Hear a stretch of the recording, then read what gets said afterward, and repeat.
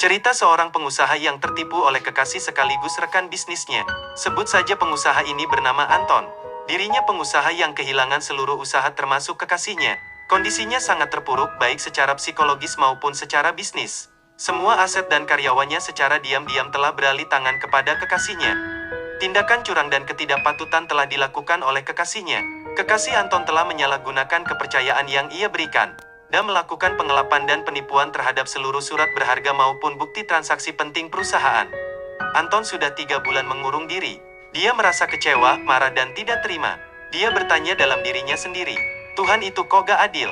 Kenapa ini harus terjadi? Kenapa harus terjadi pada diri saya? Ujarnya dalam hati.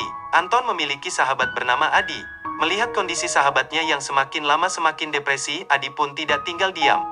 Suatu hari Adi mendatangi Anton di rumahnya. Dia melihat kondisi Anton yang semakin kurus dengan penampilan yang tidak karuan.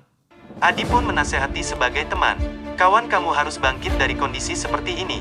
Yang lalu biarlah berlalu. Karena banyak hal yang lebih indah sudah menunggu kamu.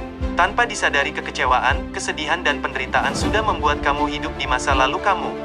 Kamu harus sadar bahwa kekecewaan, kesedihan dan penderitaan yang berlarut-larut tidak ada gunanya. Kata Adi. Anton pun terlihat tidak peduli dengan nasihat sahabatnya itu.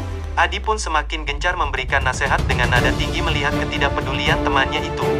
Kawan, kamu tidak mungkin bisa memutar waktu, ujar Adi. Kamu tidak mungkin bisa mengembalikan yang sudah hilang. Kamu tidak mungkin bisa mengubah masa lalu yang sudah terjadi. Jadi tidak perlu kamu memendam penyesalan. Kamu tidak perlu memendam kesedihan. Dan tidak perlu terus-menerus menyalahkan diri. Kamu tidak akan pernah bisa mendapatkan sesuatu yang membuatmu bahagia kalau kamu terperangkap dengan masa lalu.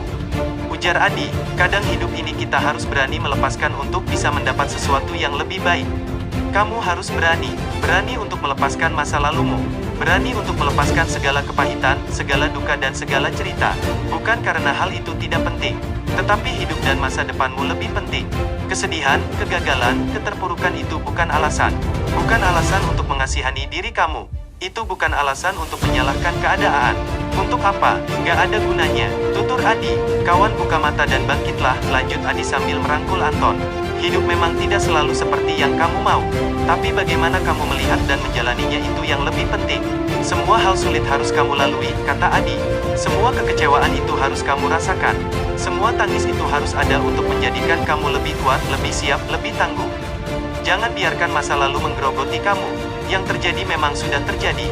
Terima semua dengan lapang dada dan lihat ke depan, ucap Adi. Nafas Anton pun terhempas lepas, Adi pun menyemangati. Ayo kawan, tinggalkan masa lalumu. Harapan baru ada di depan matamu. Tangan Anton pun terkepal mendengar semangat yang selalu didesingkan oleh Adi. Anton pun berdiri dan berkata, baik kawan, aku akan bangkit dan berlari lagi membangun dan mengejar impianku.